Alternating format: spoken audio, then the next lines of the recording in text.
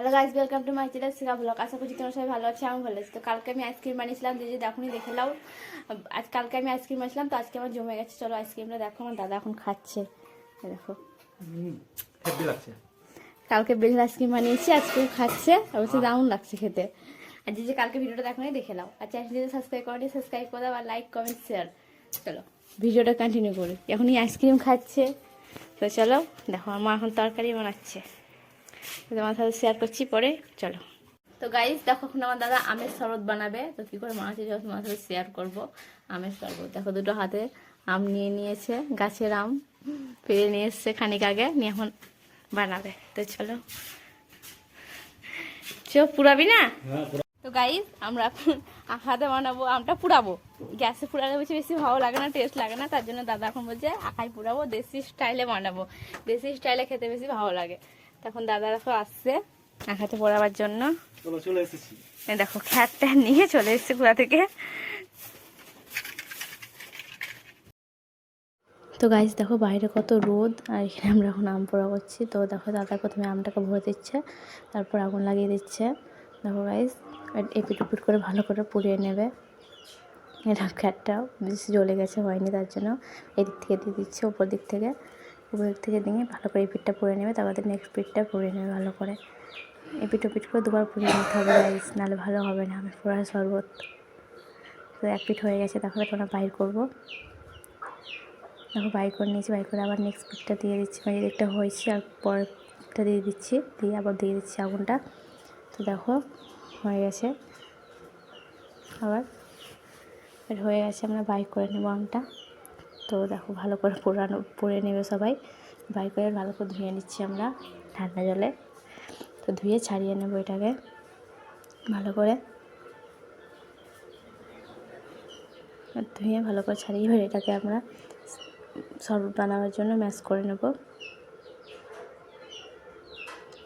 ভালো করে। দেখো বীজটাকে বাইর করে দেবে, নাহলে হবে না। তো বীজটাকে বাইর করে সব বাইর করে দেবে, বীজটাকে খেয়ে নেবে ঘোড়া। বীজটা বাইর করে নিয়ে ভালো করে আবার সেনে নেবো। গাইস নুন, চিনি আর লঙ্কা আমরা অ্যাড করেছি, পরিমাণ মতো নুন আর হালকা মতো মিষ্টি দিয়ে দেবে।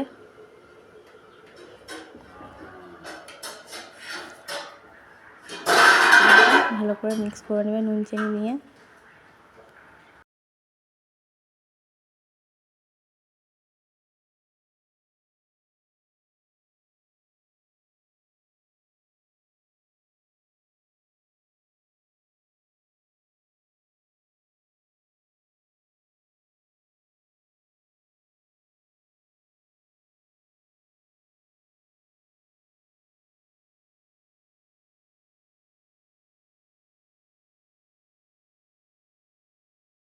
এসছি এটাকে, এই দেখো ঢেলে দিচ্ছে।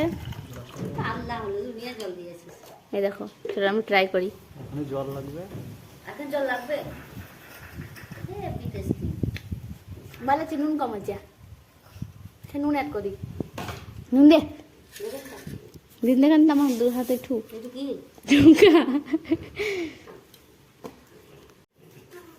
গাইস নুন অ্যাড করে দিলে কি দিয়েছে আর চিনি চাল লবণ দিয়ে করতে হয়।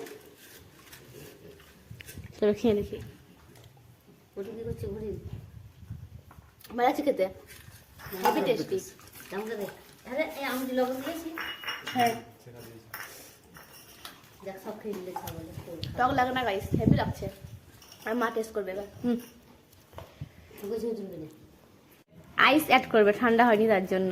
ভাঙবিনি কি আইস ব্যাগটাই আমাদের খাই ঠুকে দেখে নেয়। তল দিকে আইস কেন হয়?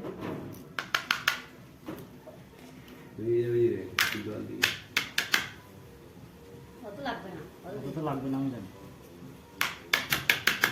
আইসটা তল দিকে বেরোছে না। জানি তল দিকে জমে গেছে, ভাঙবে। এমনি ঠুকে দেখে নেয় ওদিকে। মজা দিদা তো ঘরে এত রোদ এখন কাজ করতে যায়। ভালো লাগবে না? গাইস এবার আমাকে দিবে খানিক, ট্রাই করি। আইসক্রিম দাদা আরে জানি খান খাবে ঠান্ডা নয়, বরফ দিন দিছে আবার খান খাবে না। ঠান্ডা ঠান্ডা। ওকে গাইস আমরা খাই এটাকে, টাটা, দেখা হচ্ছে তোমার সাথে খানিক পরে।